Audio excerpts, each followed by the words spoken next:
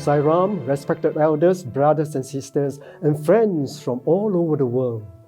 Welcome to our annual International Buddha Poornima online celebration, organized by the Sri Sathya Sai International Organization.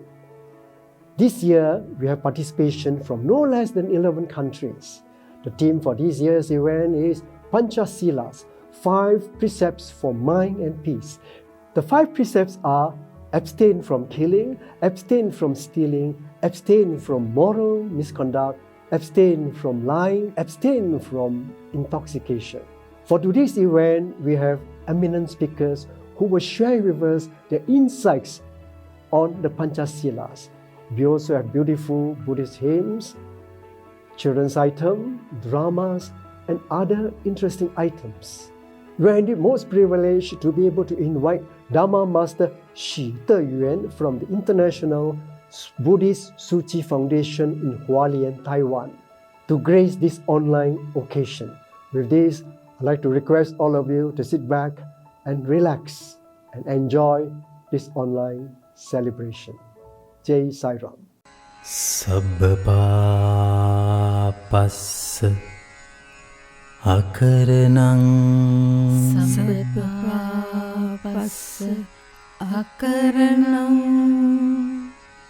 kusalassa upasampada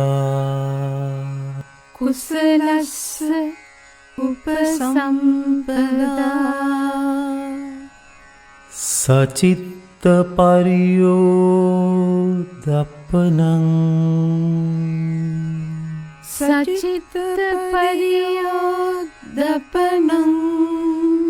etang buddhana sasanang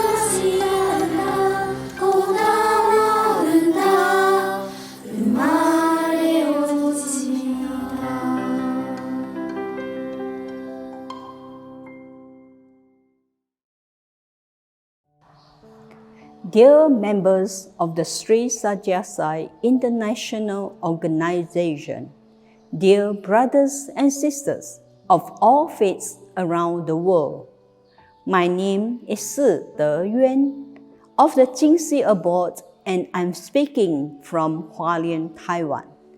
It is a pleasure and an honor for me to address you all on this joyful day of the Buddha Poornima celebration. On this day, we celebrate the birth and enlightenment of Lord Buddha Gautama. The Buddha taught that in life, we will inevitably encounter suffering.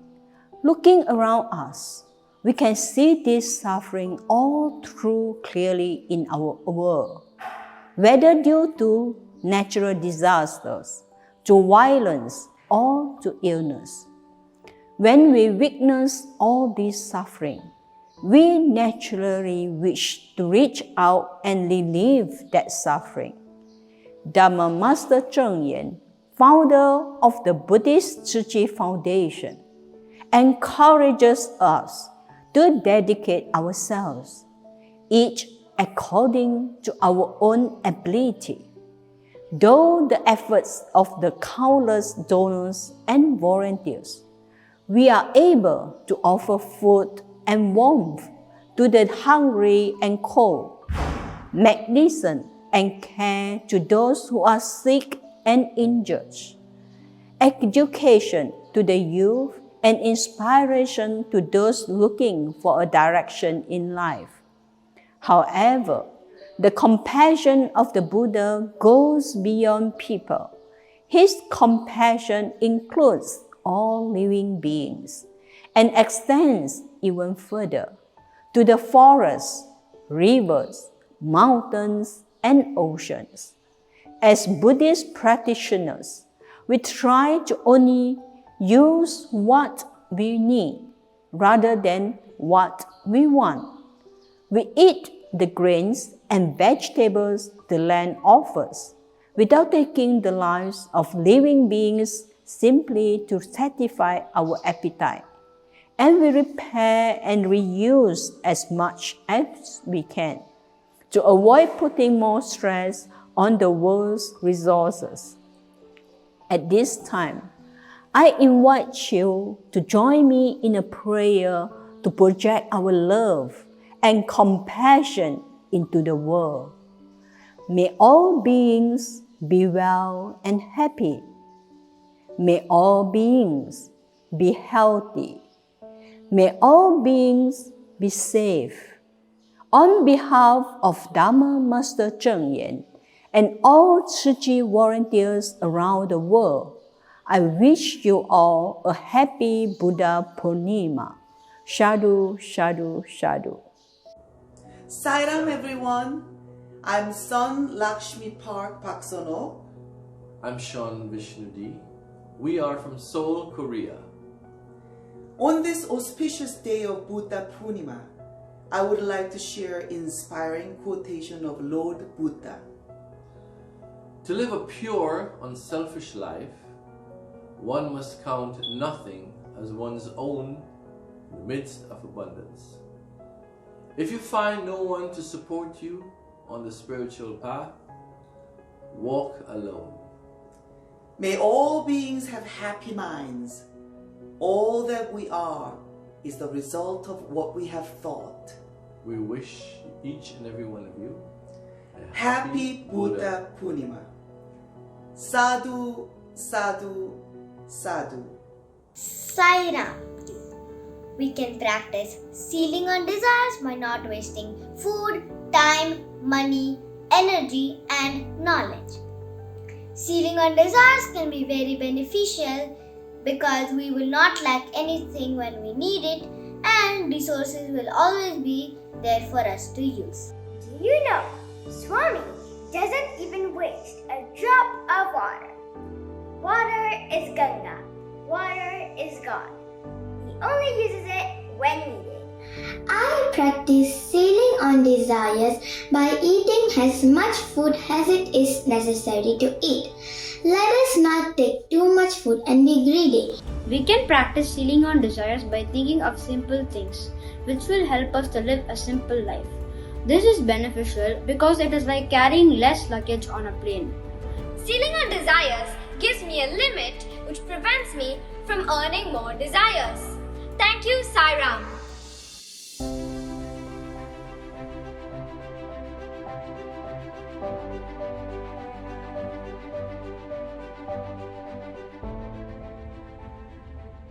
Om Sri Sai Ram. On the auspicious occasion of Buddha Poornima this year, I'm going to tell you stories about Buddha and my interaction with Swami. Many years ago, in an interview, Swami suddenly told me that in Thailand there is a problem with Buddhism. So I was curious to know what sort of problem that is. Then he said, they think I am a monk. I realized then that Swami is not a holy saint or a sadhaka, a spiritual aspirant. Swami is in fact the goal, the destination that the spiritual aspirants or the monk aspire to reach. Then, on one occasion, during Buddha Poornima, I had the great fortune of speaking in the presence of Swami. Then I told a story to devotees that Buddha is a gift of Swami to the world. Indeed, I was told by a very close devotee that Swami revealed this to him. Then I turned to Swami, then he turned to me, and then he acknowledged that what I said was true. If you look at closely in the story of the Buddha, particular the story that was written in Sanskrit, the Buddha Charita, you see the flavor of the divine in there. Although Buddha did not mention God at all, but in fact his life was full of divinity. He was talking about the destination the goal that man should reach. Even from the start of his birth, when he was born, his mother, named Mahamaya, died. So that is symbolic of when the Buddha was born, then Maya has to die. Then what should we reflect or think upon this year? There are so many themes of the teachings of the Buddha, but this year I like to touch on one aspect, that is the misuse of drugs and alcohols. I'm a psychiatrist, and from a psychiatric point of view, we often conceptualize this disorder as part of the brain dysfunction. That when you misuse alcohol or drugs, you actually destroy your brains. And your brain becomes addicted, becomes dependent on drugs and alcohols. What can we do from a medical point of view? We can use drugs to treat the withdrawal symptoms. We can use psychotherapy, all of which are found not to be so effective. But if we turn to spirituality or psychiatrist, then we learn another approach. That approach is we conceptualize the misuse or the dependence of drugs and alcohols as an attachment to these substances. So we have to be detached. So how do we practice detachment then? One time Swami taught me that I should practice detachment. By that he means I thought originally he means that I should let go of the world. Then I asked him, Swami, how do we practice detachment? He said, by deep attachment to God. Later on he said, what is attachment? And then he answered, attachment is detachment from God. So when you are attached to substances or to alcohols, to drugs, you are actually detached from God. If you want to become detached, then you have to develop deep attachment to God. Om Sai Ram. Namo tassa, namo tassa, namo tassa, namo tassa, namo tassa, namo tassa, namo tassa, namo tassa Gautama Buddha. Namo tassa Gautama Buddha. Namo tassa Gautama Buddha. Namo tassa Gautama Buddha.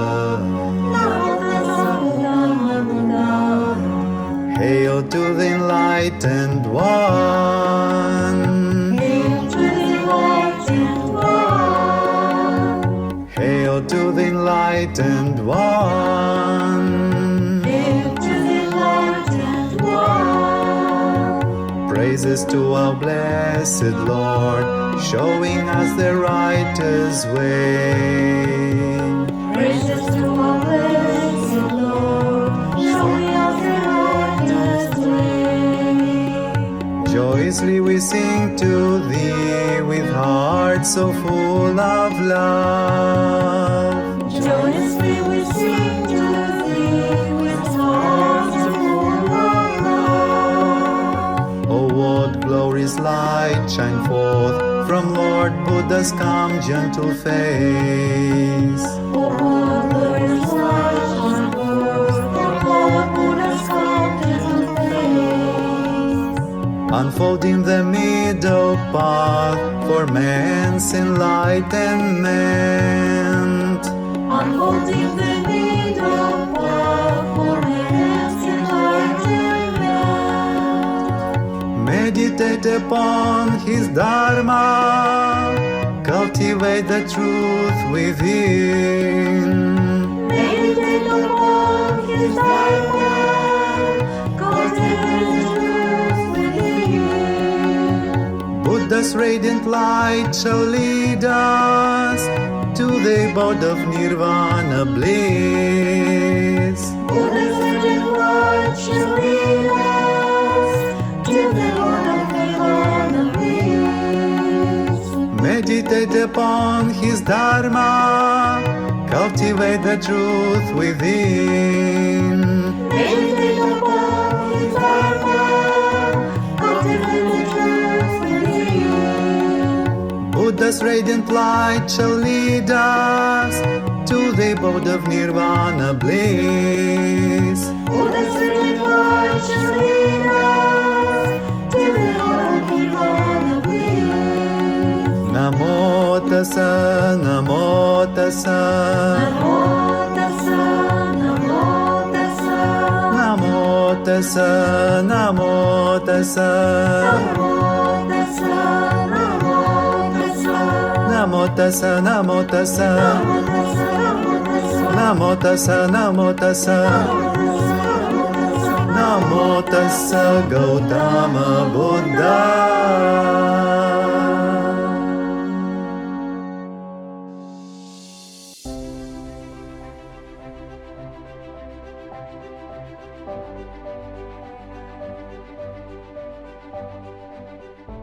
Om Sai Ram. Menurut Kaswi, jika barang atau benda tersebut tidak diberikan kepada kita, berarti itu bukan milik kita, dan kita tidak seharusnya memiliki barang tersebut. Dan jika kita mengambil barang tersebut tanpa sepengetahuan pemiliknya, itu sama aja dengan mencuri. Contohnya, Kaswi dan Ama mempunyai ukuran baju yang sama. Tetapi, jika Ama nggak kasih baju itu ke Kaswi nggak boleh ambil itu tanpa sepengetahuan Ama. Kalau kita mengambil barang yang tidak diberikan kepada kita, itu sama aja mencuri. Dan mencuri itu adalah perbuatan yang tidak baik. Kalau memang kita mau barang tersebut, kita bisa coba pinjam sama orangnya. Misalnya, Ma boleh kasih pinjam baju itu? Kalau emang Ama bilang boleh, kasih boleh ambil. Tapi kalau Ama bilang nggak boleh, kita nggak boleh ambil secara paksa. Kasih membatasi keinginan dengan cara mensyukuri apa yang sudah Kasih punya. Dan dengan cara mengetahui apa yang Kasih butuhkan dan apa yang belum Kasih butuhkan. Jika barang atau sesuatu yang Kasih inginkan itu belum Kasih butuhkan, Kasih nggak akan membelinya. Manfaat dari membatasi keinginan adalah kita bisa lebih berhemat. Misalnya Kasih ingin sesuatu yang belum Kasih perlukan, Kasih bisa menabung uang tersebut, lalu suatu saat nanti Kasih bisa membeli barang yang lebih Kasih butuhkan. Om Sai Ram. How can we refrain from taking what the owner does not give? Why should we not take something which does not belong to us? These questions take us to the core of one of the gravest world problems. Robbery can take many forms. It exists when your superior applies pressure on you to steal information and data. It exists when natural resources such as oil and timber are exploited. It exists when attempts are made to grab territory in warfare. We think that we are good and honest people. This may be so in the eyes of the police and the law, but in the eyes of Mother Nature, we are dishonest 24/7. For stealing and robbing her unspoiled assets, air, water, and earth.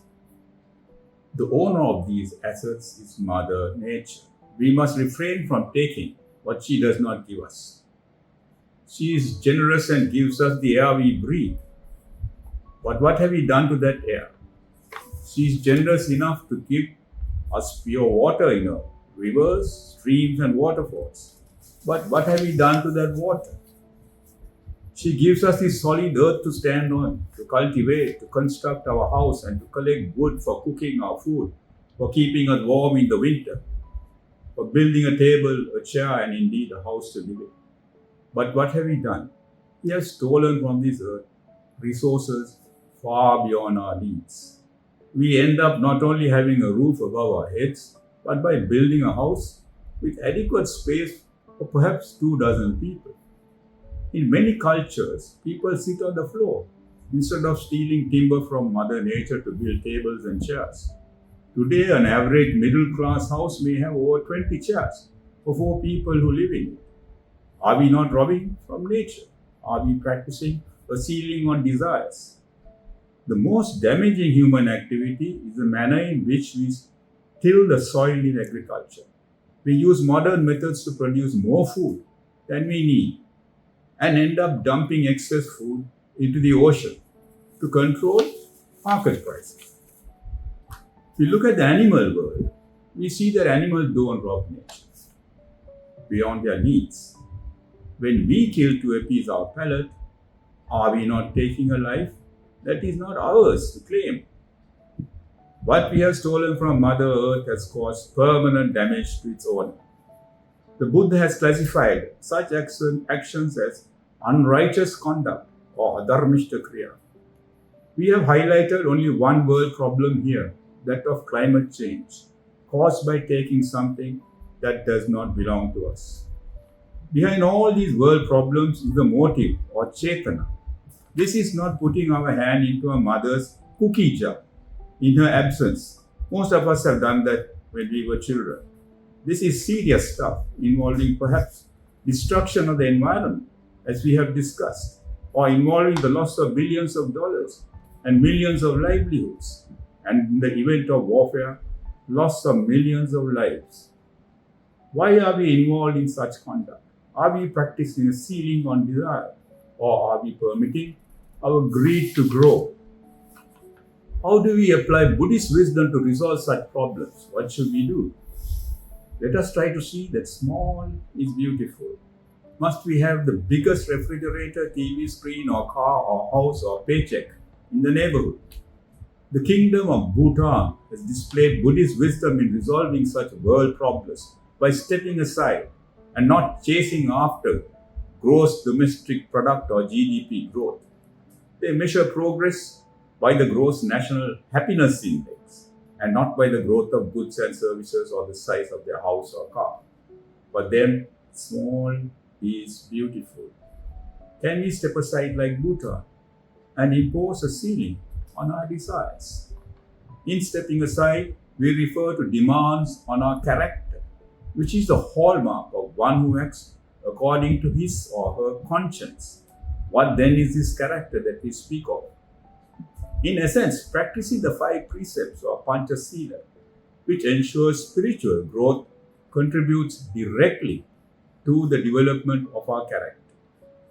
Stealing and robbing, that is exploitation of Mother Earth and her people, needs to end if we ourselves are to exist.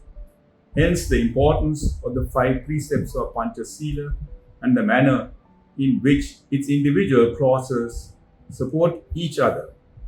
If the Panchasila dies, we die also. Jai Sai Ram.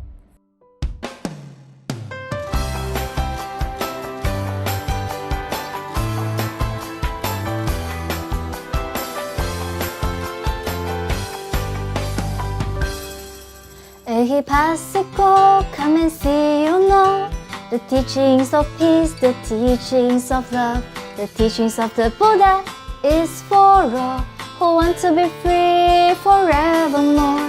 Ehipassiko, come and see, you know, the teaching of peace, the teaching of love, the teachings of the Buddha is for all who want to be free forevermore. But don't just believe, investigate.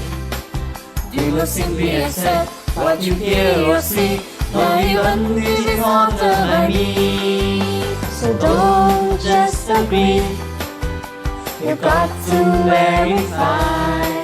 When you know that it's good and it's praised by the wise, then live up to it the rest of your life.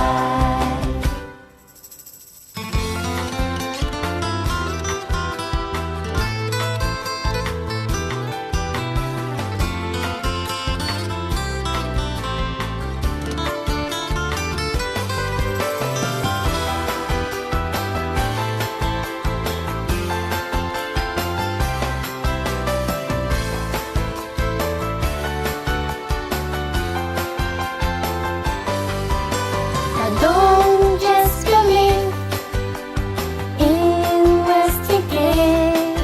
Do not simply accept what you hear or see, not even if it's altered by me. So don't just agree, you got to verify. When you know that it's good and it's praised by the wise, then live hard to it the rest of your life. Ehipassiko, come and see, you know, the teaching of peace, the teaching of love, the teachings of the Buddha is for all who want to be free forevermore.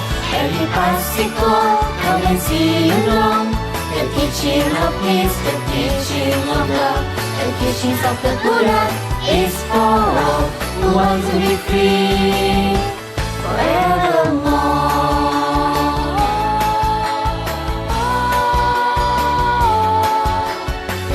Of the Buddha is for all who want to be free forevermore.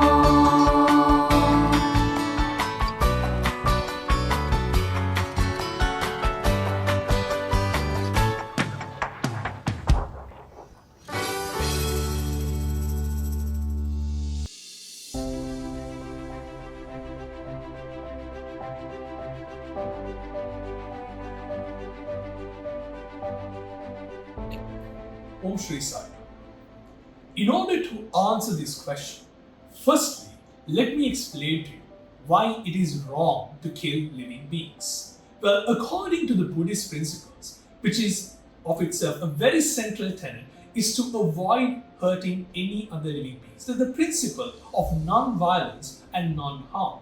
See, the idea is that you should not be going out there and hurting any living beings whatsoever in whatsoever capacity that you are capable of. Because one level, it is ethically wrong for us to kill any other living being. It is wrong for us to take the life of any other living being. This is explained very well in the Buddhist doctrine, where we are told that every single living being, every single living organism, be it an animal, has the potential to end this suffering of life. They have the potential to attain nirvana. So it is up to us to prevent us from damaging that potential that any living being has. This is very well explained in one of the Jataka stories of the Bodhisattva when he was born as a deer in one of his previous lives.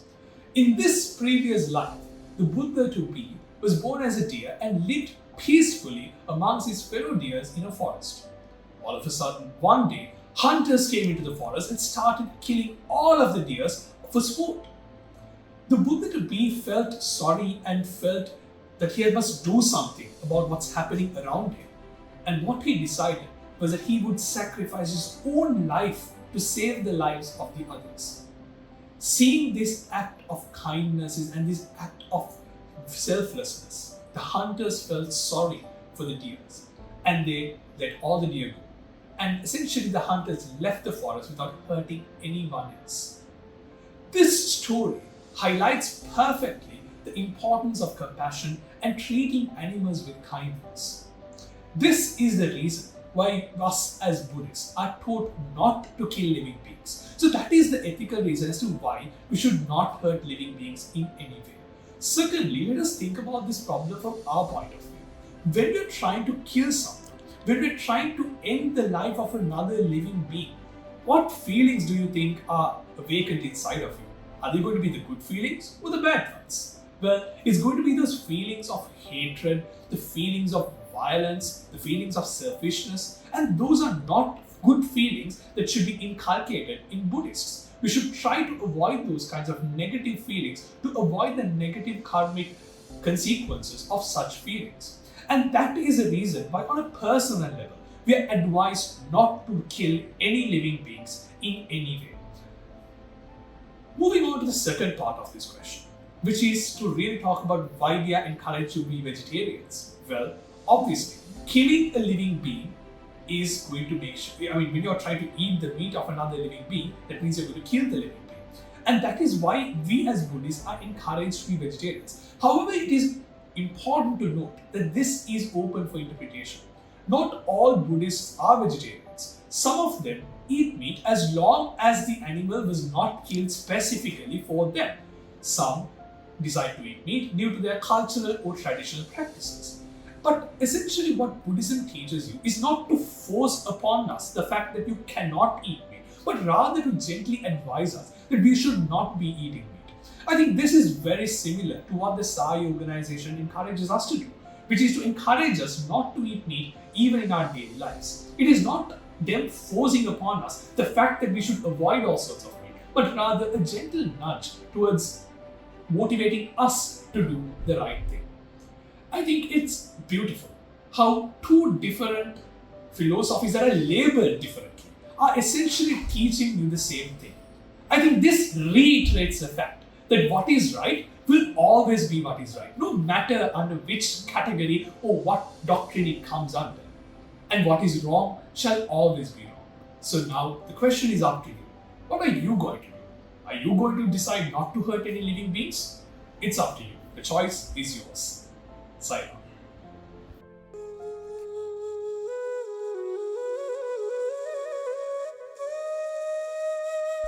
One day, Prince Siddhartha, returning from the playground, saw something falling from the sky. It was a swan. An arrow has pierced through its two wings. The prince immediately removed the arrow.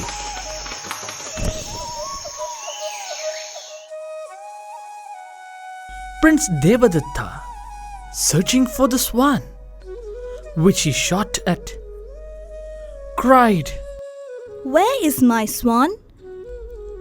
When he saw the bird in Prince Siddhartha's hand, he shouted, "Siddhartha, it's my swan. I shot it down."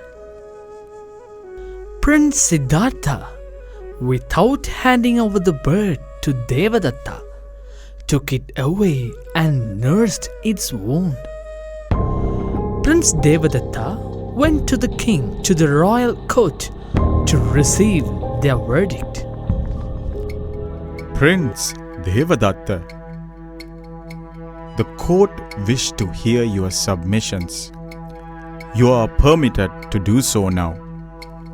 I am surprised that the king decided to refer this matter to the royal court. It is rather one-sided, and I am unable to comprehend why Prince Siddhartha decided to defend something that he cannot win. Dear respected members of the court, let me relate the incident. It happened like this. When I was in the garden, I sighted this swan on a tree. No one else was in the vicinity. The swan fell down to the ground from the arrow shot down from my bow.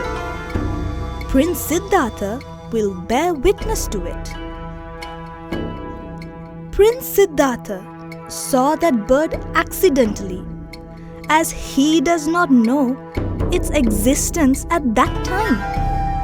I hope the court is satisfied after my submissions and would not hesitate to give their verdict in my favor.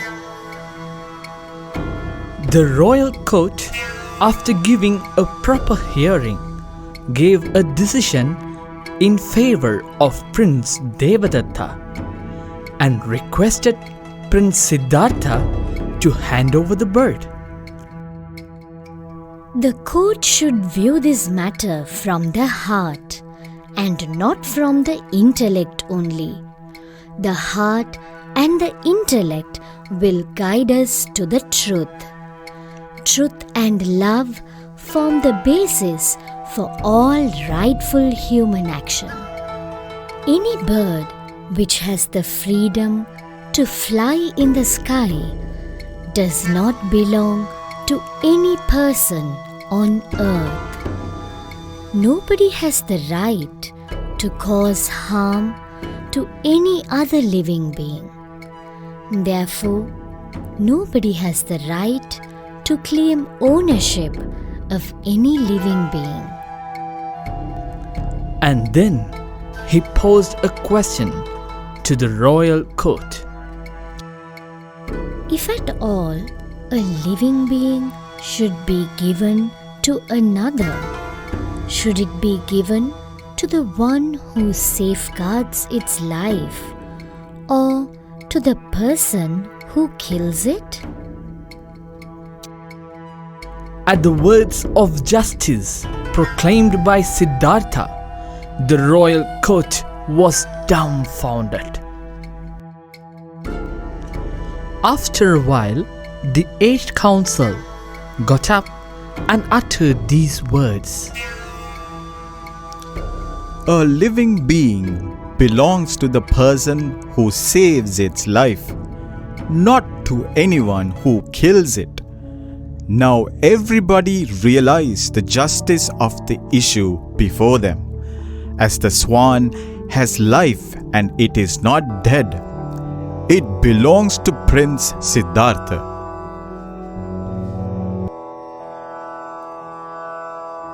Buddhang saranam gacchami.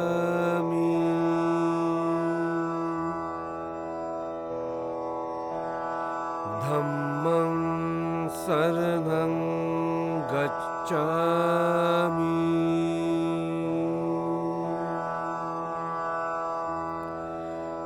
Sangham Saranam Gacchami.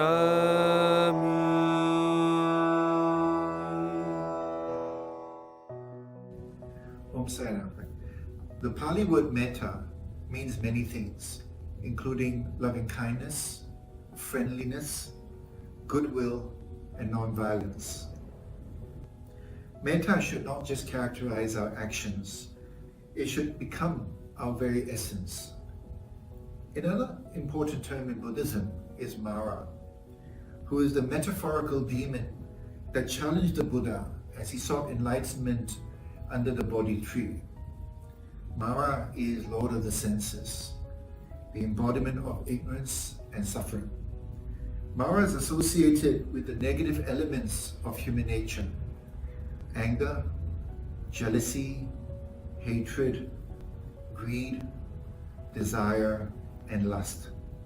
Mara is associated with birth and death. Mara thrives in a fickle mind lost in the material world. The fickle mind is the seat of all these inner enemies. Mara is the living hell. And so the question for all of us is, how does one overcome anger and the forces of Mara to practice non-violence, so that we free ourselves from the shackles of the material world and also the cycle of birth and death? How does one develop metta to achieve nirvana?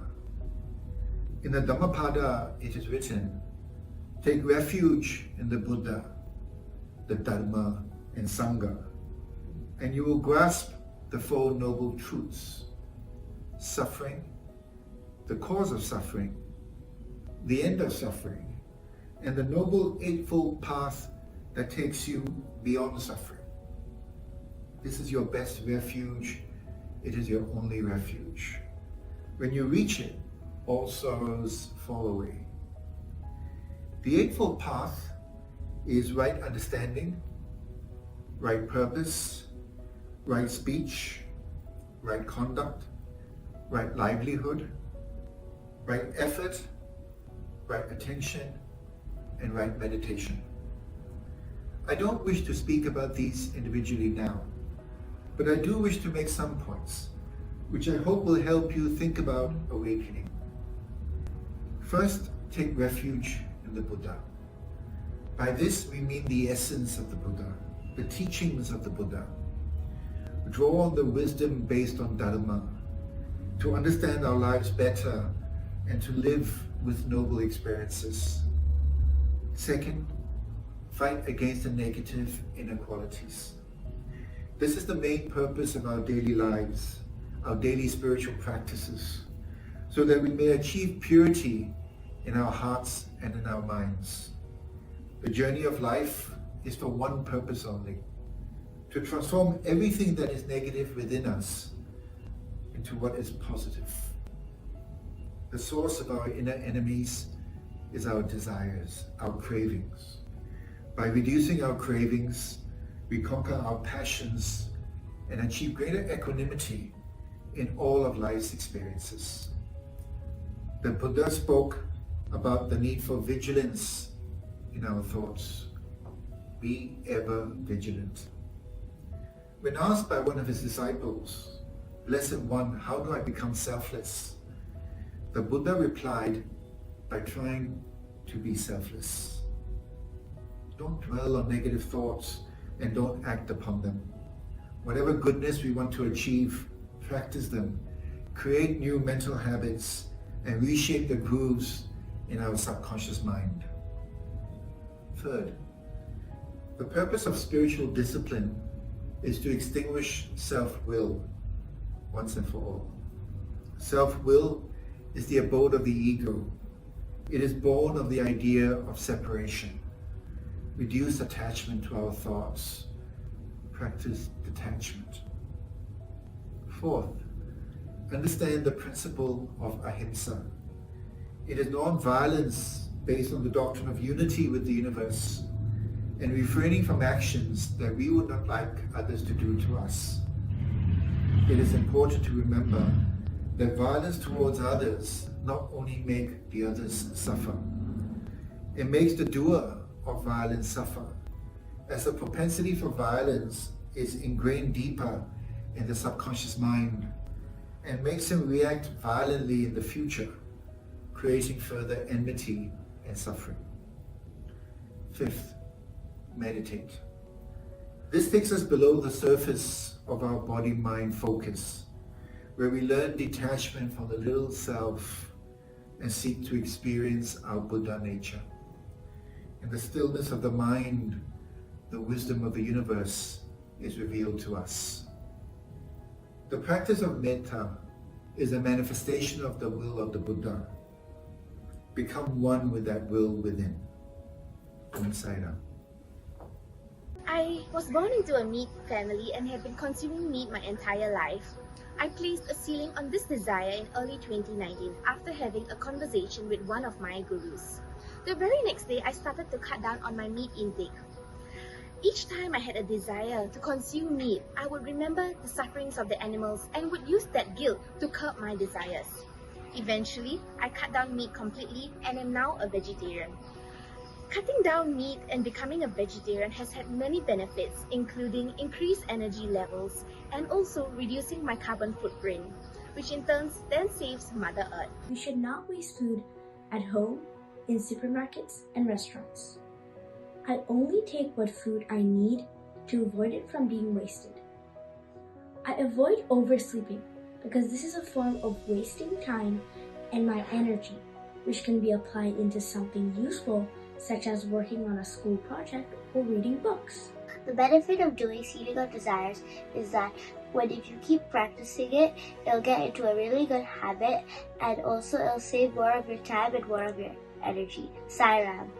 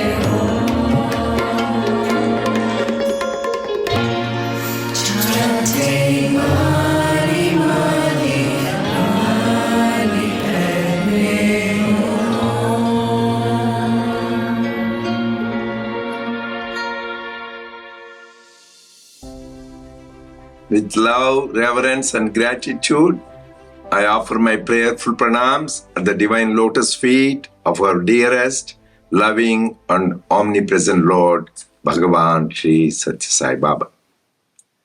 Dear brothers and sisters, greetings of love and peace to all of you. We wish all of you a happy, holy, and blessed Buddha Poornima. Buddhist devotees from around the world celebrated Buddha Poornima with joy and enthusiasm in the divine presence of Bhagawan Sri Sathya Sai Baba. Baba has given many divine discourses on the life and teachings of Lord Buddha. We would like to highlight some of these teachings and about his life as an expression of our gratitude and love to Lord Buddha. His life was his message. He was prince with all the royal comforts and luxuries. But when he came across 4 sights that changed his life, he saw an old man bent over with a stick, and he saw a man very sick, and he saw a dead body being carried to a cremation ground.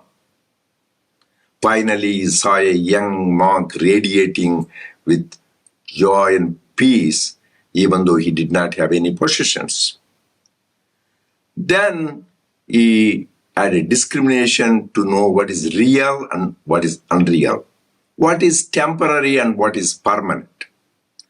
Then he developed intense dispassion, and in the middle of the night, he renounced all the royal comforts and his beautiful family and went in search of truth. He did penance for a long time, depriving of himself of food, comforts, and sleep, but he did not find the truth. Then he realized that is not the way and adopted the middle path. As spiritual seekers, what do we learn from his life? Number 1, we should have fundamental discrimination to see what is real and what is unreal, what is temporary and what is permanent. And second, we learn from him dispassion. Once we know what is unreal and untrue, you need to get dispassion for that. Third, is able to sacrifice. He sacrificed his royal comforts at a young age in search of truth. And fourth thing is he taught the middle path. Sense indulgence or self-mortification is not the way, but the middle path of moderation in food, sleep, and recreation. He taught humankind the path of love, compassion, and non-violence. He said, non-violence is the highest dharma. Ahimsa paramo dharma. His life was an example. His cousin Devadatta, who hated him, who tried to harm him, and tried to kill him many times, but still Lord Buddha loved him. When this Devadatta was on his deathbed, against the advice of his disciples, Lord Buddha visited him, sat by his bedside, and told him, if I love you like I love my own son Rahul, get up and walk. And lo and behold, Devadatta got up and walked. That is the power of divine love and forgiveness. Swami has expanded on this non-violence. This non-violence should not only be to the human beings, but you should have no violence towards animals, birds, bees, plants, mountains, rivers, the whole creation. So we should have practice non-violence because everything is divine. Then he extended to the higher level. This non-violence should be not only at the physical level, but it should be the level of words. Even at words level, you should not hurt people's feelings. You should have soft, sweet, truthful words. And then taking it to the even higher level, we should have no non-violence at the level of the thoughts. We should always have loving, kind, compassionate thoughts towards all beings, the whole creation. Then Lord Buddha also taught about how to live in society. That is called Brahma Viharas, 4 divine states, mainly regarded as Metta, Karuna, Mudita, and Upecha. In life, we come across four kinds of people in society. One, the people who are equal to us, and the people who are less fortunate than us, and people who are more fortunate than us. And finally, there are people who are inimical to us, who try to hurt us, harm us, and criticize us. How do we behave with them? The people who are equal to us, that is metta. We should have loving kindness, friendship with them, be happy with them, and express our love with them. And people who are less fortunate show karuna, compassion, try to alleviate their suffering, like people in need, provide them food, shelter, water, education, health, and loving words and gestures. That is compassion. And then mudita. There are people who are more fortunate than us. With them, we should show delight, happiness, share with them their joy instead of being jealous. And finally, upecha. There are people who are criticizing us, scandalize us. Those people we should have upecha. No indifference, have equanimity, not to be reacting to their praise or blame. When we do this in society, the society will be peaceful. Another thing is this theme of this event this time is Panchashila, the 5 precepts on which they should live. One is abstaining from stealing, abstaining from telling lies, abstaining from sexual misconduct, and abstaining from intoxication. These are the basic moral precepts one should follow so that there is peace in the society. Swami made it very clear in his birthday discourse on November 23rd, 1994. Swami said, if you love God, if you love me, give up these 3 things. Number 1, no eating meat, because that will involve killing living beings. Second is no drinking of alcohol, because when people are intoxicated, they harm themselves and their family and the society, and they lose their judgment. Third is giving up smoking, because Swami said that tobacco injures one's physical health and also pollutes the air. This is based on the 3 principles of Papa Bhiti, Sangha Niti, Daiva Priti. First, we should have fear of sin. That is why we abstain from all these evil doings, which Lord Buddha said and Swami said. Once we abstain from these evil things, then there will be good character in people. When there is good character, people of good character, then there will be morality in society. When there is morality in society, people develop love for God, Daiva Priti. So these are the basic precepts one should follow to develop love for God. When we practice these principles, then you realize the 4 noble truths what Lord Buddha has taught. And he also showed the way to end suffering. The way to end suffering is following the Eightfold Path. But Swami beautifully summarized the Eightfold Path. He says, think good, think no evil. See good, see no evil. Hear good, hear no evil. Speak good, speak no evil. Do good, do no evil. This is the way to happiness, nirvana, and God. Finally, I would like to conclude this talk up with the Triratna Sharanam. This is the highest prayer of refuge for the Buddhist. First is Buddham Sharanam Gacchami. I take refuge in Lord Buddha. Second is Dharmam Sharanam Gacchami. I take refuge in Dhamma, that is the teachings of Lord Buddha. Then Sangham Sharanam Gacchami. I take refuge in the organization or the group of spiritual seekers who follow Lord Buddha. But Swami gave a beautiful inner meaning to this. He says, when he says Buddham Sharanam Gacchami, I take refuge in Buddhi, the intellect which uses fundamental discrimination. what I'm thinking, doing, or saying, is it for the highest good of all? This is what the discrimination is. That is how you should use buddhi. When you use this buddhi like that, then dharmam sharanam gacchami. Am I using this intellect in the proper way that I tread the path of dharma, right conduct? Why should you tread the path of right conduct? Sangham sharanam gacchami.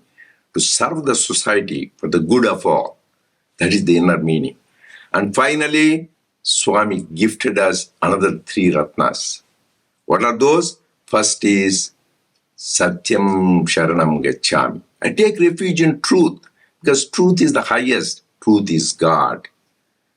That is why Swami's name is Sathya Sai Baba. We take refuge in the truth. Second is Ekam Sharanam Gacchami.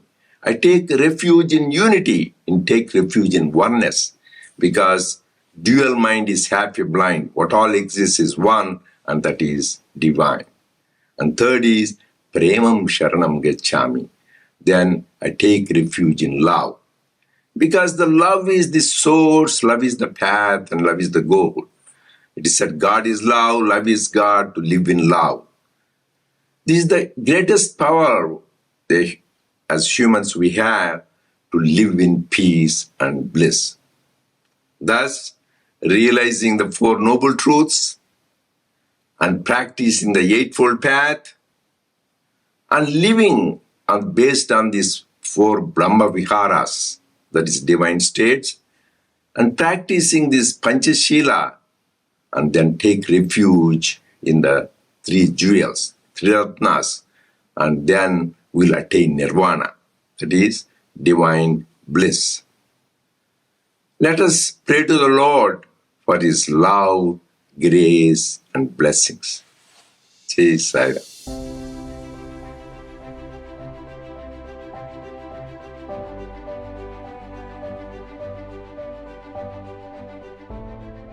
Greetings of peace from Malaysia. We have with us Sister Loh Pai Ling, President of the Buddhist Missionary Society, Malaysia. Sister Pai Ling, could you share with us the essence of the Panchasila and its relevance to foster harmonious and a peaceful society? The Panchasila, or 5 precepts, are the basic precepts to be observed by all Buddhists. They are ethical guidelines, not commandments. Practicing Buddhists voluntarily undertake to refrain or abstain from committing these 5 precepts for the good of themselves and for the good of the many. This is perfectly reflected in the old Chinese saying, 我为人人，人人为我. When one is observing these precepts of non-killing, non-stealing, non-sexual misconduct, non-lying, and non-addicting to intoxication or drugs, it is as though it is for the benefit of others. However, if you take a close look, isn't it observing these precepts of good sila or moral discipline practices for the benefit of ourselves and others, and is foster harmonious and peaceful society? The Panchasila, or 5 precepts as a whole, has been laid down as a set of guidelines or discipline to help develop the virtuous character in a person. The ancient sages Confucius had once said, 修身齐家治国平天下. It basically means when there is righteousness in the heart, there is beauty in characters. When there is beauty in the characters, there will be harmony in the home. When there is harmony in the home, there will be order in the nations. When there is order in the nation, there will be peace in the world. A happy, united family is the most important component of a peaceful and orderly society. And one of the most important disciplines in a long-term and happy marriage or relationships is that of faithfulness. often takes considerable self-discipline and self-control to remain faithful and loyal to our spouse throughout our marriage life. There are two ways to help one to avoid these temptations that can damage or even destroy the most loving relationships. First, marriage couples shall make vows to remain and stay faithful to their spouse and respect the established relationship. Secondly, discipline ourselves to stay out of harmful ways. Do not go anywhere or do anything where temptation may exist. Use discipline and willpower to build and maintain a reputation for being a truthful, honest, and faithful spouse. Nowadays, with the availability of informations coming from the social medias, it is always important for us to practice right view or pure visions. See what is only good, because what we see affects our feelings and our thoughts. And only the right view lead to right thoughts, and right thought lead to right actions. Wishing all a blessed and happy Vesak from Malaysia. Thank you, Sister Pailing. Wishing all a very blessed and happy Vesak. Sai Ram. I'm Sharani, and with me here today is Sister Sharala. Sai Ram. Today, we would like to highlight on the global issue of teenage pregnancy, which is the leading phenomena to severe health, social, and economic consequences. Sister Sharla, what is the burden of this phenomena as of today? As of 2019, based on World Health Organization, 21 million teenage pregnancies are estimated every year, out of which 55% ends with abortion. If we do a simple math, 1,750,000 pregnancies take place every month, 58,000 pregnancies every day, and 2,400 pregnancies take place every hour. And this is catastrophic. To address this issue, a 12-week modular program was created, which includes even cybercrime, bullying, and abuse, by the name of Rise for VIP, reaching for inner strength and empowerment for values, innocence, and purity. So, sister, what is the approach used in Rise for VIP? It is called the Journey with Sai, shock, awe, and inspire. This is the approach used in the entire module of Rise for VIP. By providing them and exposing them to the waves of shocking information regarding teenage pregnancy and its consequences to the body, mind, and soul, jnana, and processing this information, it will create an awe within them and sharpen their mind and the power of discrimination while decision making, which is the buddhi, ultimately inspiring them to love and respect themselves by making self-confidence as the foundation. Swami has many times mentioned, women is the foundation on which a peaceful and happy world is to be raised. And this is the beginning. Let us all join the journey with Sai and make Rise for VIP a global program. Sai Ram. Sai Ram, and my humble pranams at the lotus feet of our beloved Bhagawan. I always believe that marriage is a boon from God, and whether we live in it as a boon or a bane depends on the choices we make. Swami has beautifully reminded us that marriage is a lifelong partnership. I'm married for 16 years and blessed with the boon of being connected to each and other, which is truly because of the acceptance and unconditional love we have developed for each other. We have learned how to understand each other and then adjust our expectations accordingly by following Swami's teaching.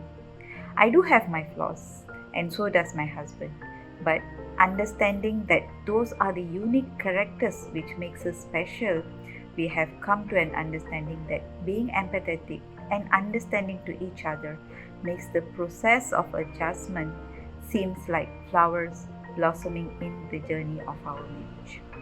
Soon, the flaws become invisible and love between us grew.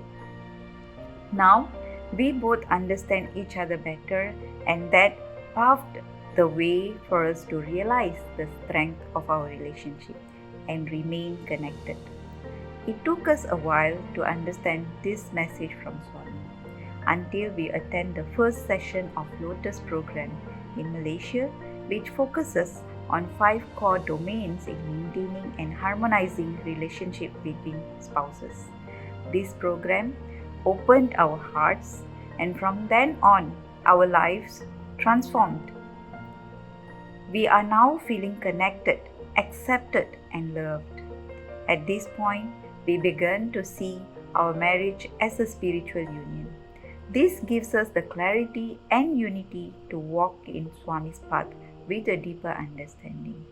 I hope this message brings the love between every one of us. Sai Ram, and thank you.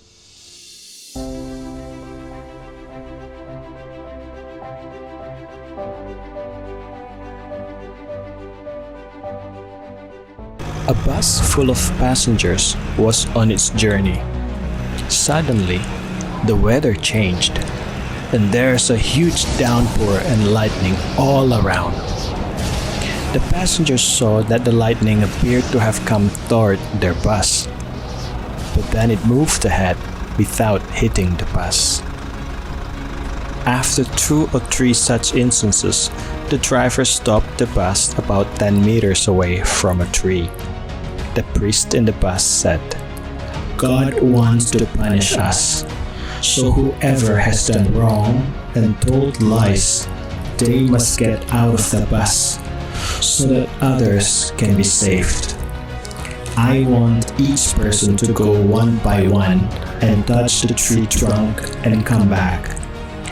Whosoever told lies, he certainly will get caught by the lightning and will get the punishment, and everybody else will be saved." They had to force the first person to go out and touch the tree and come back. He reluctantly got down from the bus and went to touch the tree. His heart leaped with joy when nothing happened and he was still alive. This continued for the other passengers, who were all relieved when they touched the tree and nothing happened. When the last passenger's turn came, everybody looked at him with accusing eyes. This passenger was also very afraid and reluctant. Everybody forced him to get down and touch the tree. With a heart totally surrendered to God, the last passenger walked to the tree and touched it. This man prays, "If I am bad, then O God, take me, but let others live. And if I have told any lies, then I must deserve the punishment." As he prays, there's a huge sound of thunder, and lightning came down and hit the bus, and everyone inside the bus get the punishment. It was because of this honest man of good character that the bus was safe earlier and lightning could not strike it. Our body consists of 5 elements. Eye is the fire element, and ears have the space element. If a person says lies while seeing any event, then there is a clash between the fire and space elements inside the person. If any element is impure or out of balance with another, disease and suffering may occur. One lie leads to another, and it will become a nerve-wracking cycle of lies that becomes harder and harder to keep track of. Long-term exposure to stress can lead to serious health problems, and when many people tell lies, there will be imbalance in the atmosphere, and calamities can also come. So in spite of all, honesty is always the best policy. One lie has to be buttressed by 100 of others, whereas truth is the easiest, simplest, and safest line of behavior. Be what you profess to be. Speak what you intend to do. Utter what you have experienced. No more, no less. My humble pranams at the lotus feet of our beloved Swami. Respected elders, brothers, sisters, and dear children, wishing you all a happy and a holy Buddha Poornima or Visakha day. You are watching the program of Sri Sathya Sai International Organization on the theme Panchashila, the 5 precepts for purity of mind and peace. Normally, Shila is connected with ethics, and the people who kill animals for eating and for other things, if they don't kill animals, it means they have respect for the life. If people don't steal, it means they are following the right conduct, and so on. So this principle of Panchashila, if everybody follows, the world will become a better place to live. Because Lord Buddha didn't give it only for the renunciates, but for the common people also. Subhuti was a very close disciple of Lord Buddha. One day he asked Lord Buddha, Tathagata, allow me to spread your message to the people. Lord Buddha said, it is not easy to be a teacher. And when you go and talk good things, people criticize you. Will you not feel bad? Subhuti said, with your grace, I will not feel bad. Lord Buddha smiled and kept silence and went away. After a few hours, he again came to the place and saw Subhuti sitting in the same place, bowing his head down. Lord Buddha said, Subhuti, didn't I answer your question through my silence? Subhuti said, I didn't have that much of enlightenment to decipher your thoughts from your silence. Lord, please explain to me in a common language. So Lord Buddha said, if you go and teach my teachings to the people, people don't listen to it, how will you feel? Subhuti said, well, I will tell myself, at least they are not abusing me. And if they abuse you, what will you do? Subhuti said, I'll be happy that they are not throwing stone on me.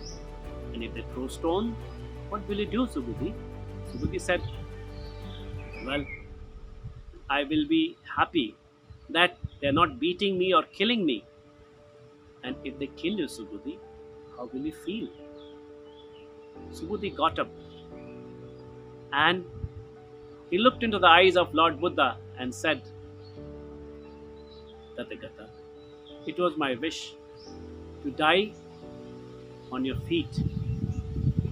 But today, while spreading your message, if I die, I'm happy that I will get nirvana. Lord Buddha became very happy and he said, you have patience, you have steadfastness, and you have selflessness. Go and teach to the people Dharma. You have all my blessings. Brothers and sisters, our Bhagawan Sri Sathya Sai Baba has also said that there should be morality in the society, and to spread morality, what we have to do is to control our mind, and to control our mind we have to watch our thoughts. If thoughts are good, we should act on it and if thoughts are bad, we should reject it. I'm very happy to let everybody know that the Buddhist Missionary Society of Malaysia, the Bodhi Buddhist Fellowship of Malaysia, and Buddhist Shuchi Foundation is participating in this event along with the devotees of 11 countries of SSSIO. May we all be blessed by Lord Buddha and Bhagawan Sri Sathya Sai. Sai Ram. ప్రేమ స్వరూపులారా, embodiments of love. మానవుడు తనలోని మానవత్వాన్ని గుర్తించలేనప్పుడు తన యందున్న దైవత్వాన్ని ఏ రీతిగా గుర్తించగలడు? When man is not able to recognize his own humanness, how can he recognize the divinity within him? కనుక ప్రప్రథమంలో మానవుడు తన యందున్న మానవత్వాన్ని గుర్తించాలి. Hence, first and foremost, man should recognize his human nature. దీనిని పురస్కరించుకునియే బుద్ధుడు సమ్యక్ దృష్టి అన్నాడు. సమ్యక్ దృష్టి, పవిత్రమైన దృష్టి మానవునికి అత్యవసరం. Based on this truth, Buddha declared that everyone should cultivate at the outset a pure vision or samyak drishti. మంచి చూపు ఉండినప్పుడే మానవుని యందలి మనోవాక్ కర్మల యొక్క మాలిన్యమును దూరం చేసుకోగలడు. It is only when man has a pure vision that he can get rid of impurities in the mind, speech and action. రెండవది సమ్యక్ సంకల్పం, పవిత్రమైన సంకల్పములు ఉండాలి. The second quality that is needed is pure thoughts. Samyak sankalpa. సమ్యక్ దృష్టిని అలవర్చుకున్నటువంటి వ్యక్తికి మాత్రమే ఈ యొక్క సమ్యక్ సంకల్పం, పవిత్రమైన సంకల్పములు ఆవిర్భవించగలవు. You should have pure thoughts. Only the person who has developed pure vision can have pure thoughts. మానవునకు సమ్యక్ దృష్టి, సమ్యక్ సంకల్పంతో పాటు సమ్యక్ కర్మ, పవిత్రమైన కర్మలు కూడాను ఆచరించాలి. For every human being, along with having pure vision and thoughts, performing right actions, samyak karma, is necessary. ఈ పవిత్రమైన కర్మల ద్వారా మానవుడు తన మానవత్వాన్ని కొంతవరకు గుర్తించుకోగలడు. Through these right actions, every human being can recognize his humanness. నాలుగవది సమ్యక్ శృతి, మంచి పవిత్రమైనటువంటి విషయాలను వినాలి. The fourth quality is listening to good and sacred matters. Samyak Shruti. అపవిత్రమైనటువంటి శ్రవణం చేసినప్పుడు మానవులకు అపవిత్రమైనటువంటి సంకల్పములే ఆవిర్భవిస్తాయి. One should listen to good matters. When one listens to unsacred matters, impure thoughts will arise. ఐదవది సమ్యక్ జీవనం అన్నాడు. The fifth quality is leading a pure life. Samyak Jivanam. జీవితం అంటే ఏమిటి? What is the meaning of life? కేవలము ప్రాకృతమైనటువంటి యొక్క జీవితమును గడుపుకోవటం, ప్రాకృతమైనటువంటి యొక్క సహవాసంతో మనం జీవితాన్ని అపవిత్రముగా గావించుకోవటం, ఇది కాదు జీవితం. It is not simply carrying on a worldly life with worldly friendships. అన్నింటి ఎందుకుడను ఆదర్శమైనటువంటి యొక్క కర్మల చేత మానవత్వాన్ని సార్థకం చేసుకోవాలి. In everything we do, we should perform ideal actions to realize one's true humanness. తదుపరి సమ్యక్ సౌకర్యం అనగా సాధనం అన్నారు. సమ్యక్ సాధనం, సాధనం అనగా ఒక విధమైనటువంటి మానవుని యందు ఉండేటువంటి యొక్క దుర్భావంను దూరం చేసుకుని సద్భావాలను పోషించుకోవటమే సాధన. The next teaching of Buddha is pure spiritual practices, samyak sadhana. Spiritual practice, sadhana, means elimination of the evil tendencies and acquiring good qualities. మనసునందరి మాలిన్యమును దూరం గావించుకోవటమే సాధన. Cleansing the impurities in the mind is the sadhana. సాధనగా జపము, ధ్యానము, భజన ఇత్యాది సత్కర్మలు మాత్రమే సాధన కాదు. Sadhana does not merely mean sacred activities such as chanting God's name or japa, meditation or dhyana and devotional singing or bhajans. మనసులో చేరిన మాలిన్యమును నిర్మూలము గావించుకోవటమే సాధన. Removal of impurities from the mind is the true sadhana. దీని తరువాతనే సమ్యక్ సమాధి అన్నారు, నిర్వాణము. Only after this comes nirvana, samyak samadhi. సమాధి అనగా ఏమిటి? What is samadhi? సుఖదుఖే సమీకృత్వా లాభో లాభి జయాది. సుఖదుఖమును సమంగా భావించుకోవటమే సమాధి. Treating happiness and sorrow as equal is samadhi. సమాధి, ఇదే సమాధి. Samadhi means equal mindedness. Sama means equal, Dhi means mindedness. అనగా చీకటి వెలుగును, నిందాస్తుతులను, లాభ నష్టములను, సుఖ దుఃఖములను రెండింటిని కూడాను సమత్వంగా భావించుకోవాలి. Samadhi means regarding darkness and light, praise and blame, profit and loss, and happiness and sorrow as equal. ఏకత్వాభావమును మానవుడు ఎప్పుడు కలుగునో ఇదియే నిర్వాణము అన్నారు. When one gets this feeling of oneness, this is nirvana.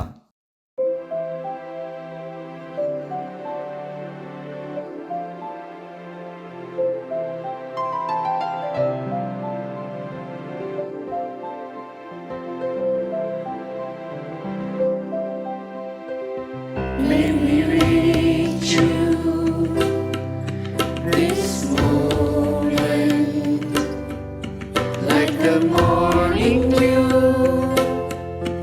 in the sunlight. May we hear you, Lord Buddha. May your words remove illusion from our minds. Om Mani Padme Hum. Om Mani Padme Hum. Om Mani Padme Hum. Om Mani Padme Hum. Om Mani Padme Hum.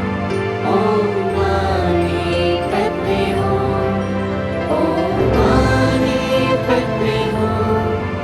Om Mani Padme Hum.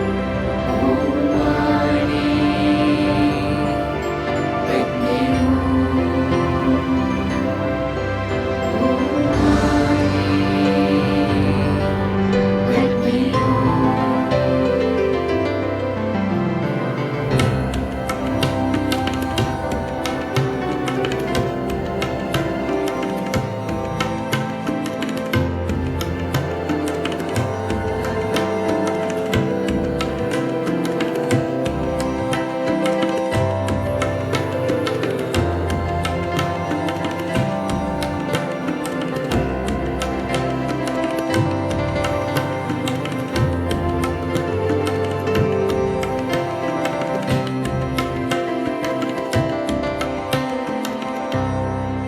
like a tiny drop of dew or a bubble in a stream, like a flash of lightning in a summer cloud, like a flickering lamp, an illusion, a phantom or a dream.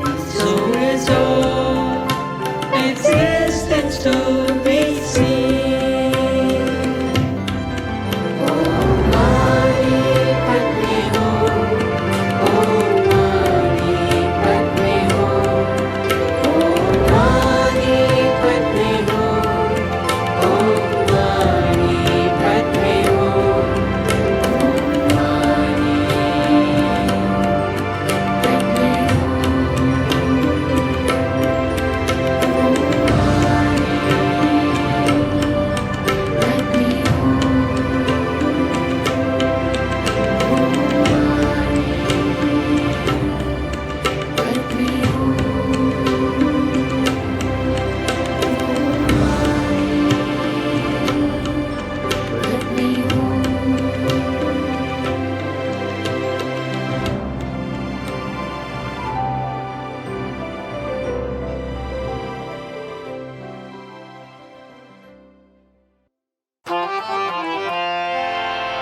ओम जय जगदीश हरे स्वामी सत्य साई हरे भक्त जना संरक्षक भक्त जना संरक्षक बंदी महेश्वरा ओम जय जगदीश हरे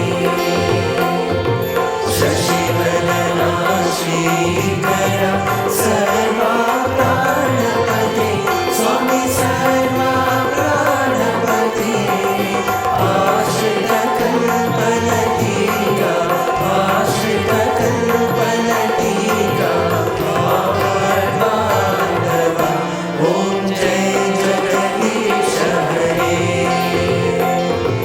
माता पिता गुरुदेव मरियंतयुनीवे स्वामी मरियंतयुनीवे नाथ ब्रह्म जगन्नाथ नाथ ब्रह्म जगन्नाथ नागे प्राशयना ओम जय जगदीश हरे ओंकार रूप जय श्री साई महादेवा सत्य साई महादेवा मंगल आरती अंदुको मंगल आरती अंदुको मंगल गिरिधारी ओम जय जगदीश हरे नारायण नारायण ओम सत्य नारायण नारायण नारायण ओम नारायण नारायण ओम सत्य नारायण नारायण ओम सत्य नारायण नारायण ओम जय सद्गुरुदेवा नारायण नारायण ओम सत्य नारायण नारायण नारायण ओम नारायण नारायण ओम सत्य नारायण नारायण ओम सत्य नारायण नारायण ओम जय सद्गुरुदेवा नारायण नारायण ओम सत्य नारायण नारायण नारायण ओम नारायण नारायण ओम सत्य नारायण नारायण ओम सत्य नारायण नारायण ओम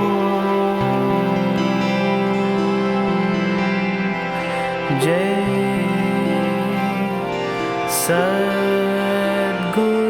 सद्गुरुदेवा